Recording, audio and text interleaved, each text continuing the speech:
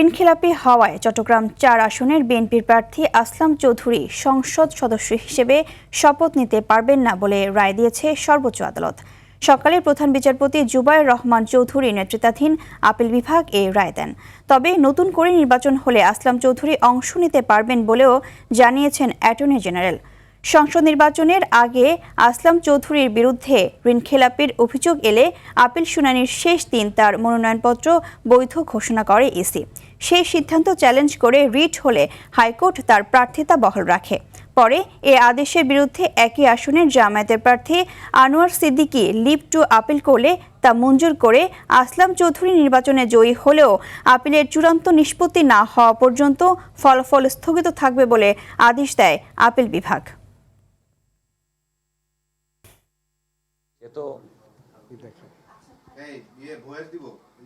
Appeal বিভাগের পূর্ণাঙ্গ রায়টি না দেখে এর কনসিকুয়েন্স কি হবে বলা উচিত হবে না।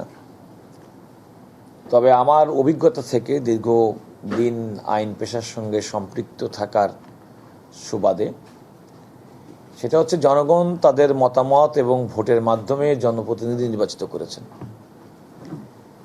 যিনি প্রতিনিধি নির্বাচিত হয়েছেন তিনি একটা আইনি প্রক্রিয়ার কারণে জনগণের মতামতটা পূর্ণাঙ্গভাবে প্রতিফলিত হয়নি। আমি প্রত্যাশা করি যে জনগণ তাদের মতামত আবার প্রকাশ করার সুযোগ পাবে।